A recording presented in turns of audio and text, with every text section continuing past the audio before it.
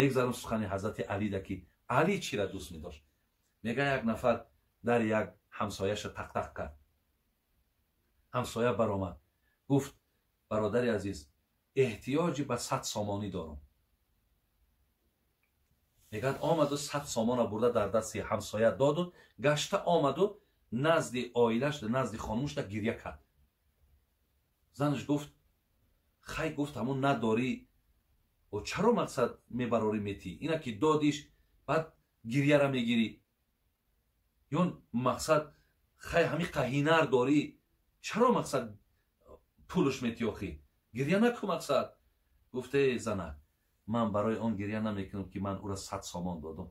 من برای آن گریه میکنم که من از حال او آگاه نشده او باید به خانه مرا ناآمده باید من کاری او را بود میکردم. من از حال او باید درکدار میشدم.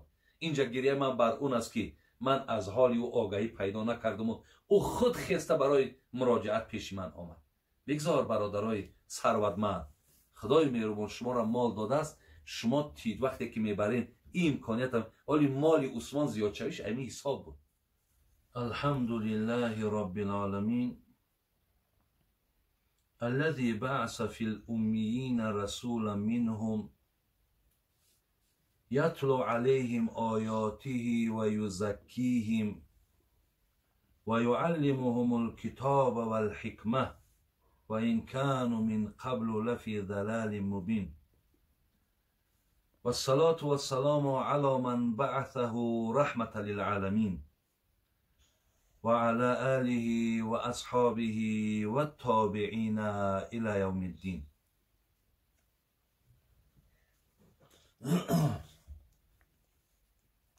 برادران عزیز و گرامی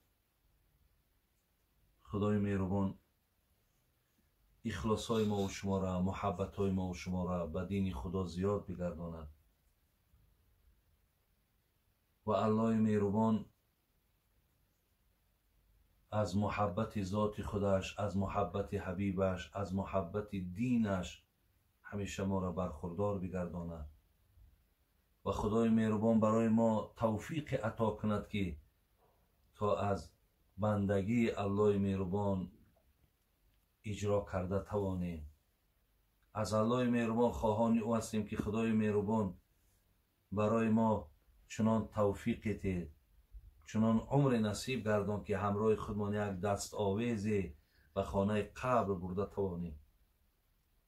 خدای مهربان دعای ما همین است که محبت پیامبرت محبت اصحاب او محبت آن کسانی که محبت تو را داشتند خدایا در دلهای ما به همیشگی نگه بدار.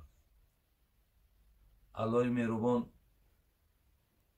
تمام برادرانی که از ما در غربت هستند در غریبی هستند خدایا کاراشون در برار و برکت ده.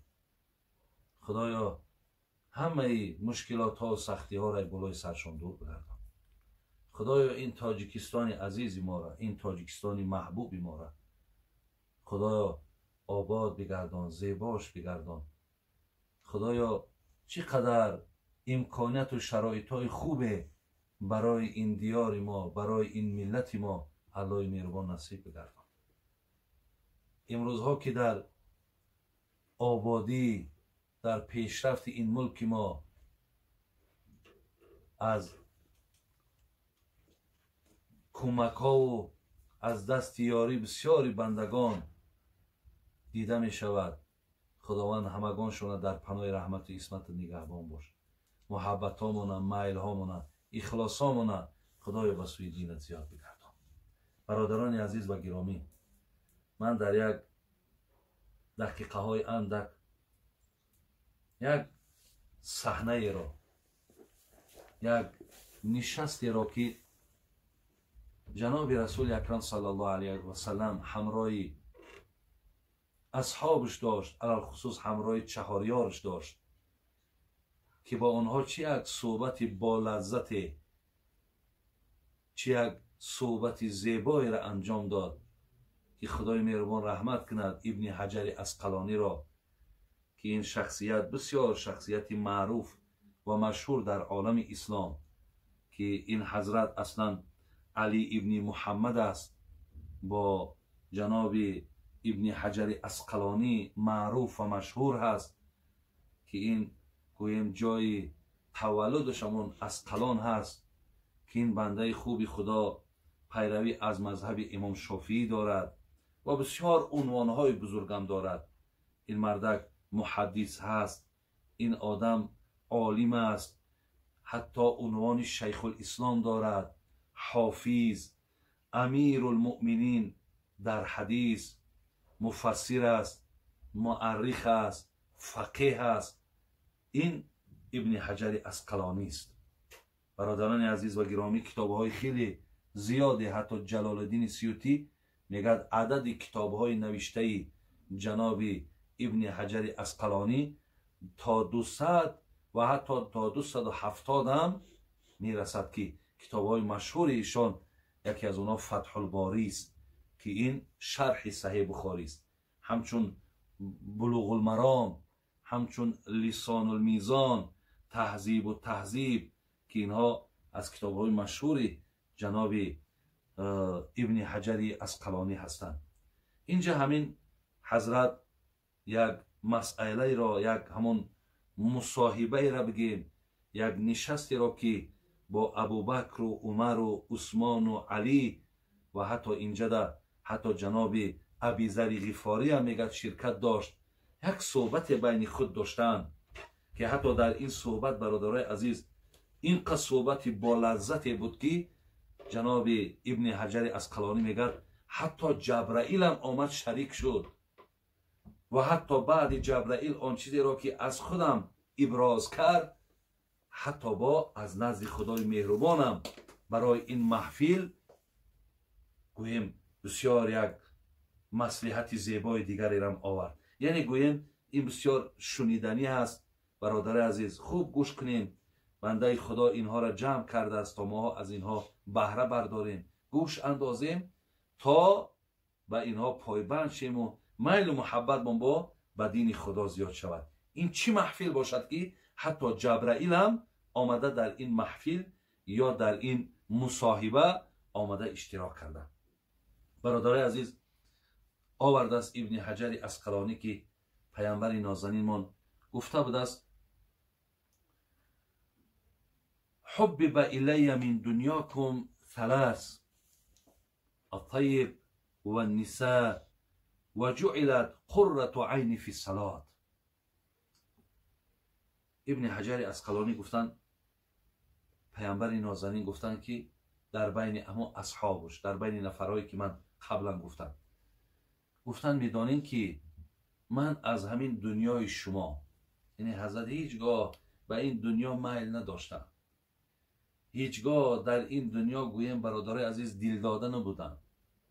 بین حتی از سخنش که من دنیا کن، از دنیای شما، زیرا الله مهربان گفته بودش وللآخرة خیر لک من الاولی، ای محمد صلی الله علیه و سلم، آخرت برای تو از این دنیا بهتر است. از این لحاظ میگه من از این دنیای شما سه چیز را دوست میدارم. برادرای عزیز وقتی پیامبر نازنین چیزی را که دوست داشت، دوست داشتن اونم به ذمه ما و شما ضرور هست که ما هم باید دوست داریم. یکم چی گفتن؟ الطیب، دوست میدارم که امت من بوی خوش کند. برادرای عزیز امت من بوی خوش داشته باشد، یعنی از خوشبویی ها استفاده کند.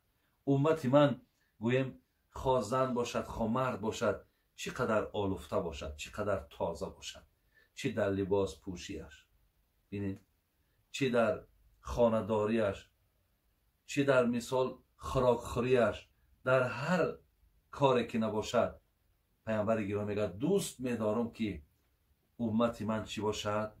امت من تازه باشد، آلفته باشد، خوشبوی باشد. برادرای عزیز میگه بسیاری اصحاب پیامبر وقتی در کوچه می برآمدند، یکی بوی خوش که به مشامشان میزد، میگفت از همین کوچه پیامبر گذر کردگی است، که حتی بوی خوشش کوچه را برادر عزیز فرا میگرفت. و همچنان بسیار حضرت آدمی آلفته بودن خودش. بسیار انسانی تازه بودن. برای همین بود که میگفت ان الله جمیل یحب الجمال، خدا زیباهای زیباها را دوست می‌دارد. ان الله نظیف یحب النظاف، خدا پاکه پاکا را دوست می‌دارد. چقدر شما تازه باشین، چقدر آلوفته باشین، چقدر شما در خداتون اهمیت بدین. همه این معنای همین را دارد که پیامبرمان از ما همین عمل دوست می‌دارد که ما باید تازه باشیم، ما باید پاکیزه باشیم. این یکی از چیزهایی بود که حضرت گفت من دوست می‌دارم که خوشبوی باشم و همچنان امت من خوشبوی باشن. برای همین است که هر هفته بین حبیب خدا میگه باید حتما شما در هفته مقصد شما باید یک بار یا دو بار کلی بدنهاتون با صابون تازه کنید. امروز الحمدلله که امکانیت با زیادتر است، ما باید زیادتر خداوند اهمیتی نگذاریم که لباس های ما بویناک باشد، نگذاریم که بدن های ما بویناک باشد. شما میدونین حتی عبارای فقهی داریم و فی ثیاب البیضة، کسی با لباسی که چیرک است بویناک است نماز خانه نمازش کراهیت دارد. یکم چیزی را که حضرت گفت دوست می‌دارم گفت این خوشبویی است. دوم و نساء، دوست می‌دارم زن را برادرای عزیز پیامبر نازنین ما دوست می‌دارد.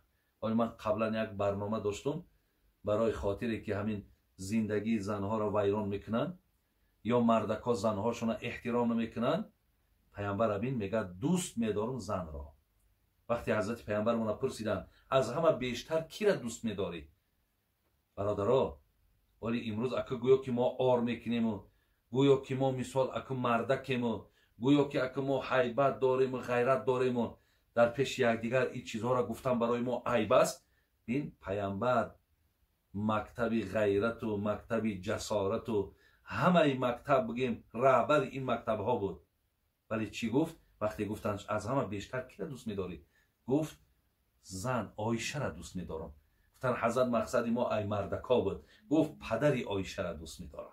یعنی وقتی من گویم که زن ما دوست می‌دارم، برادرای عزیز این معلوم شد که پیروی از پیامبرم هست که بسیاری، ولی من در برنامه پیشتر قید کردم، بسیاری از خانواده های ما را نمی‌فارد که من گویم که زن ما دوست می‌دارم یا می‌ترسم که اگر در پیش کلانتران بگم که من زن ما دوست می‌دارم.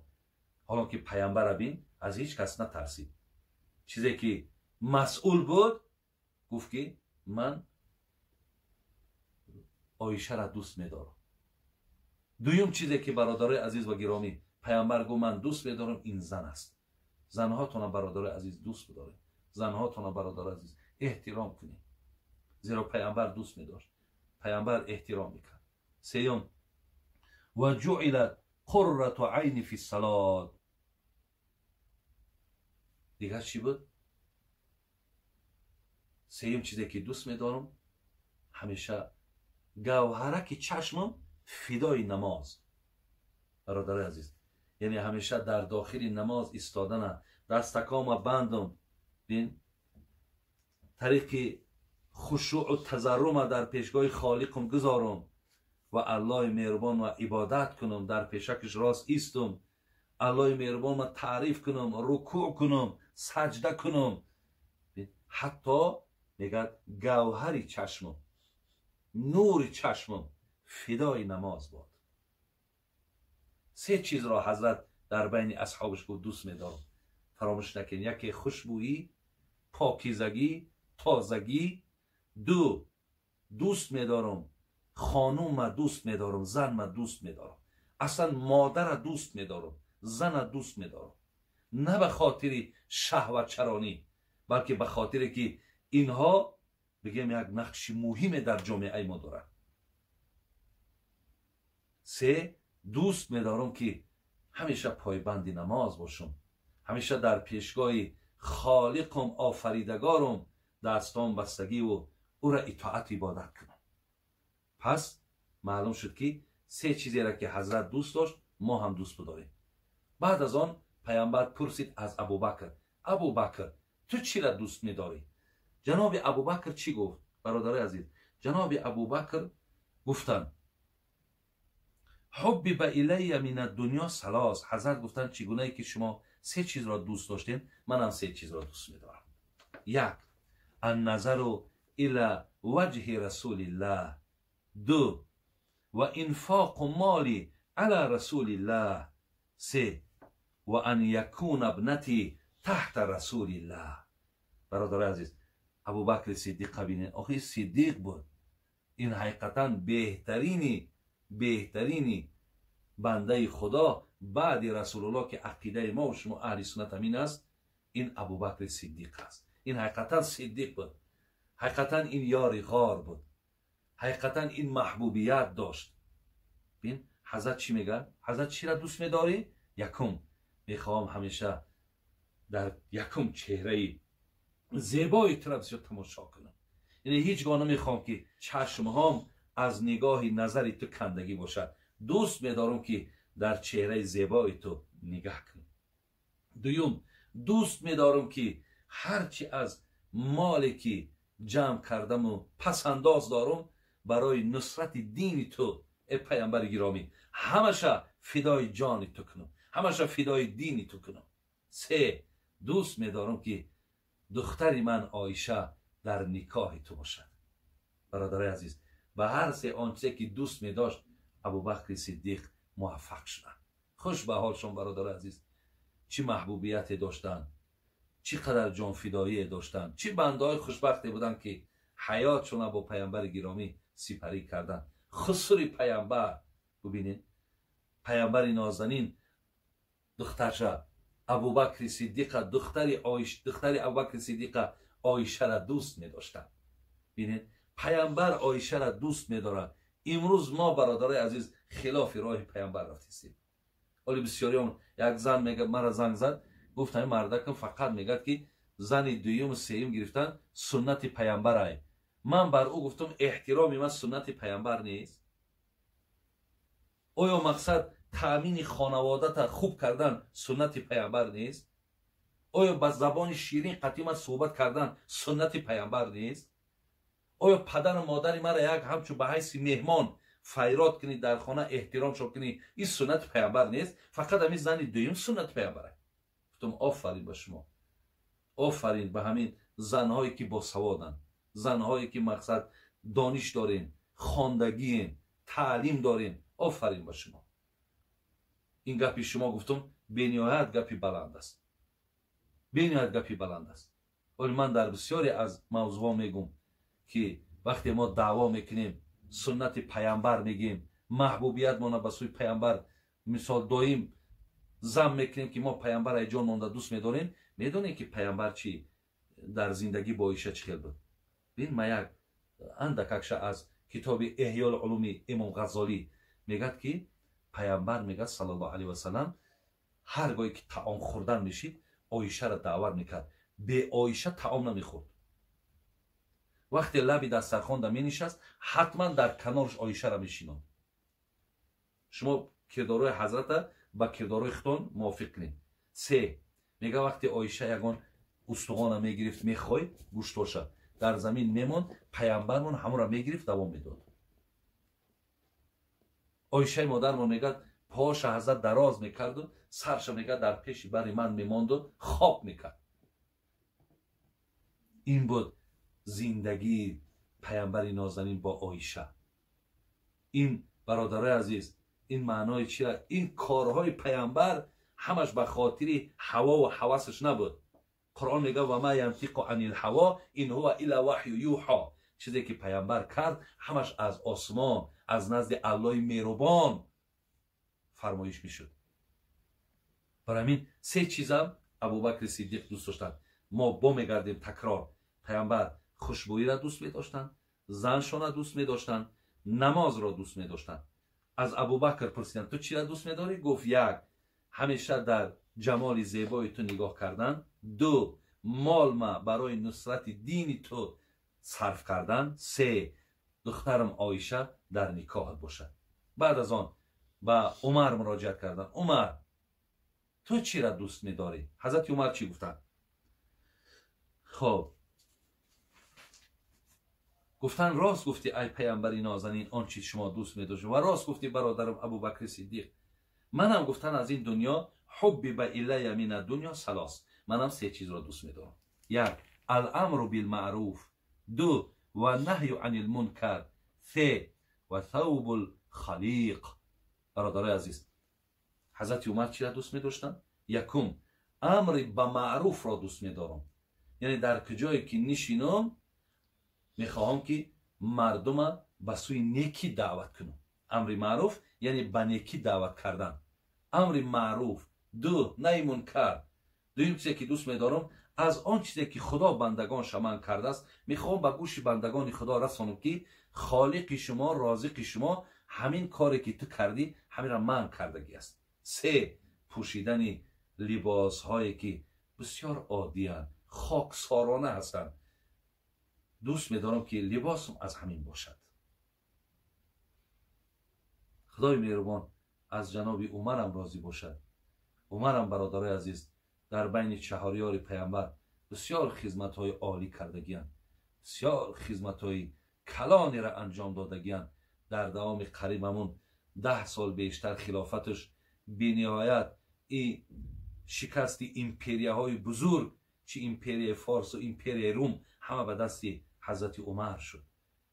چقدر آبادی ها، چقدر پیشروی ها، چقدر عدالت در بین مردم، همه از برکات حضرت عمر به برادران عزیز. حضرت دوست داشتن چرا؟ امر معروف، نهی منکر و پوشیدن لباسی خاکسارانه و لباسای بگیم چشم ناگیر. بعد از آن حضرت رو به سوی حضرت عثمان آوردن. عثمان تو چی را دوست می‌داری؟ حضرت عثمان چی گفتن؟ گفتن دوست می‌دارم حبی به الی من دنیاست، منم سه چیز را دوست می‌دارم: اشباع الجیعان و کسوت العریان و تلاوت القرآن. حضرت عثمان که مردکی غنی بود، مردکی ثروتمند بود، مردکی مالدار که بود، برادرای عزیز ببین چی گفت؟ دوست می‌دارم که در کجا یک گرسنه باشد میخواهم که شکمش سیر کنم. دو، در کجا یک آدمی بی لباس باشد لباسش پوشانم. سه، همیشه میخواهم که قرآن تلاوت کنم. این جمع آوری قرآن هم در دوره حضرت عثمان شد. قرآن به یک کتاب مکمل تبدیل یافت و در بالای قرآن هم گویم کشته شد. چگونه یک پیامبر نازنین گفت که تو بر آیت فسیکفیکهم الله و هو السمیع العلیم در همین آیت میرسی تو را به قتل میرسانند. همچنان هم حالا میگه دمو قرآن عثمانی که الله داناست در لنینگراد است یا در تشکند است، میگه در بالای همون آیت خون حضرت عثمان ریختگی است. حضرت عثمان بسیار عاشق قرآن بودن، هم کتابش کرد و هم همیشه تلاوتش میکرد. او سه چیز را دوست میدارم: گرسنه ها را شکمشون سیر کنم، نفرهای بی لباس لباس پوشانم و سه، همیشه قرآن بخوانم. برادرای عزیز، وقتی من در ابتدا گفتم سنت رسول الله را باید ما دوست بداریم، سنت های چاریارش هم باید دوست بداریم. پیامبر و عز و علیه بالنواجذ گفته است سنت های چاریار من را با دندان هاتون بداره، یعنی همیشه با سنت های چاریار من باشه. خوش به حال ثروتمندای ما که بین پیروی ای حضرت عثمان میکنن. برادرها باور کنین در زمانی که حضرت عثمان حیات بود، میگه یکی اگر در یک معرکه یک نفری را میپرسیدن، میگفتن زن داری؟ میگفت نه ندارم. برای چی نداری؟ خیلی کم ترک امکانیتم نیست. میگه مردم حیران میشید، میگفت چی عثمان در کجا است که این مردک بیزن گشته سی؟ الکه برادرای عزیز، عثمان از زمره نفرهای شید که حتی یک نفر اگر بی لباس میمون میگفتن چی عثمان درک نداره؟ اگر یک نفر بی خراکه میمون میگو عثمان درک نداره. ای کاش برادرای عزیز شما هم در همون محله های خودتان، در منطقه های خودتان ای زمره کسانشین که تمام گرسنه ها، تمام بی لباس ها همیشه و همیشه در حق شما دعاگو باشند و شما از حال اونها همیشه خبرگیری کنید. من هم یک قصه به یادم آمد. میگذارم سخن حضرت علی ده که علی چی را دوست می‌داشت. میگه یک نفر در یک همسایه‌اش تق تق کرد. همسایه برآمد گفت برادر عزیز احتیاجی به 100 سامانی دارم. میگد آمد و 100 سامان برده در دست همسایه داد و گشته آمد و نزد آیلش نزد خانومش در گریه کرد. زنش گفت خی گفت همون نداری و چرا مقصد میبراری میتی اینا که دادیش بعد گریه را میگیری یا مقصد خی همین قهینر داری چرا مقصد پولش میتی آخی گریه نکن مقصد. گفته زنک من برای آن گریه نمیکنم که من او را 100 سامان دادم. من برای آن گریه میکنم که من از حال او آگاه نشده او باید به خانه مرا نآمده باید من کاری او را بود میکردم. من از حال او باید درکدار میشدم. اینجا گریه من بر اون است که من از حال او آگاهی پیدا نکردم و او خود خسته برای مراجعت پیش من آمد. بگذار برادرای ثروتمند خدای مهربان شما را مال داده است. شما تید وقتی که میبرین این امکانیت هم ولی مال عثمان زیاد شویش امی حساب بود که میداد ایسا الله میدادش. زیرا خدا خودش گفته است انفق ینفق بته میتمت. حضرت عثمان هم این سه چیز را دوست میداشت. و حضرت علی مراجعت کرد گفت علی تو چی را دوست میداری؟ حضرت علی چی گفتن؟ گفتن حبی به الی من دنیا ثلاث. مثل همین برادران من هم سه چیز را دوست میدارم. یکم الخدمت للضیف و صوم فی الصیف و ضرب بالسیف. حضرت علی برادرای عزیز داماد پیامبر نازنین ما شوهر حضرت فاطمه پدر امام حسن و امام حسین. ببین حضرت چی میگه؟ میگه یکم دوست میدارم که اگر یک مهمان خانم بیاد برای مهمان خدمت کنم. ببینید برای مهمان خدمت کنم. دو روزه بدارم در تابستان زیرا که در تابستان روزه داشتن مشکله. روزه بدارم در تابستان. سه شمشیر میگه گرفته گفت با این شمشیر گفت کار آن دشمنهایی که بر دینی تو دشمنی میکنن به شریعتی تو دشمنی میکنن کار اونها را به این کاردم به انجام برسانم. حضرت هم سه چیز دوست داشتن. بعد برادران عزیز بعد از آن میگه جناب ابن حجر اسقلانی میگه فبینهما فی ذلک اذ جاء جبرائیل علیه السلام. میگه همین زمان وقت صحبت های اینا که بود چی آنچه از دوستداریاشون که داشتن همین زمان میگه بود که جبرائیل نازل شد. و قال بعد جبرائیل به پیامبرمون چی گفت؟ ارسلنی گفت الله تبارک و تعالی لما سمع مقالتكم و امرك ان تسألنی اما احب ان كنت من اهل دنیا. بعد گفت الله مهربان مرا روان کرد ای محمد و از آنچه که در اینجا شما گفتین خب همه اینها گوش کرده شید و خدای مهربان امر کرد که بر محمد بگو که اگر جبرائیل از مردم اهل دنیا میشید چی را دوست میداشت؟ پیامبر ما گفتش جبرائیل برادر اگر تو اهل دنیا میشدی تو چی را دوست میداشتی؟ جبرائیل چی گفت؟ فقال ما تحب ان كنت من اهل دنیا؟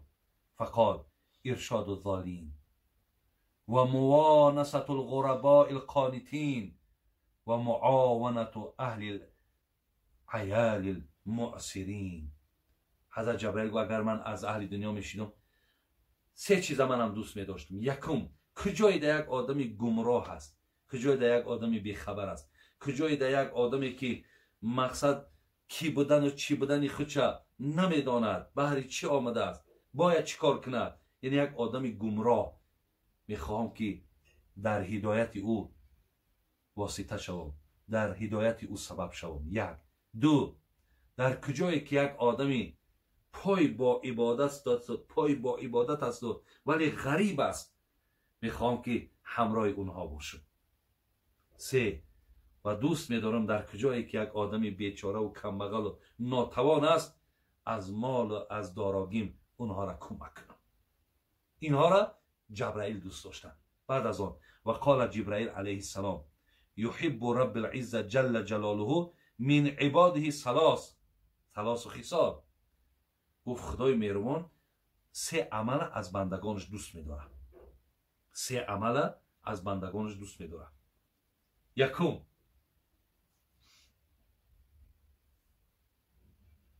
نگاه داشتن امانت. یعنی یک آدمی از سخن پیشت امانت میماند مال و ملکش امانت میماند. امانت را خیانت نکردن، الله این خصلت از بندهاش دوست می‌داشت. دوم و البکا عند الندامه، دوم گریه را وقتی که در کرداراش پشیمان میشه و پیش خداوند گریه میکنه، همین گریه را هم الله دوست می‌داشت. سوم و صبر عند الفاقه، سوم وقتی که شما در حالت تنگ دستی میزنین، در حالت مشکلات میزنین و صبر میکنین، این حالت چی هست؟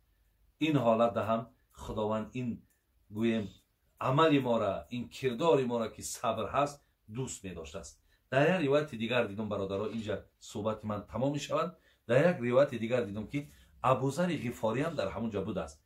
پیامبر از ابوذر هم پرسیدند ابوذر تو چی را دوست می داری؟ ابوذر چی گفت؟ گفتن که سه چیز را، الجوع و المرض و الموت. دوست می دارم گرسنه باشم، دوست می دارم بیمار باشم، دوست می دارم که در قید همین حیات نباشم. پیامبر گفت که ابوذر برای چی گفت؟ یعنی این چیزایی را که تو دوست می‌داری، بسیاری از بندگان خدا میگه خدایا پناه طلب میکنیم از گرسنگی، از بیماری، از مقصد مردن، تو چرا اینها را دوست می‌داری؟ برادرها، ابوذر غفاری چی گفت؟ گفتن لیوریق قلبی و لیخف ذنبی لألقی ربی. گفتن یکم این است که وقتی که آدم گرسنه ماند قلبش بسیار ملایم می شود. انسان وقتی بیمار شید خدا با طفیل بیماری گناهاش را می بخشد و وقتی که از دنیا را پدرود گفت با پروردگارش ملاقات می شود. خدای مهربان، این صحبتی را که من داشتم که یک صحنه بود برادرای عزیز، یک لحظه که نشسته که تا جبرائیل آمده در اینجا اشتراک کردن، خدای مهربان بعد شنیدن این صحبت ها و این محبوبیتی که پیامبر نازنین من داشت، اصحاب او داشت، خدایا توفیقی پایبند شدن نصیب مکن. خدایا ما را از زمره کسانی بگردان که آنچه که اینها دوست داشتن ما هم دوست بداریم. ربنا تقبل منا انك انت السميع العليم وتب علينا انك انت التواب الرحيم. امين يا رب العالمين.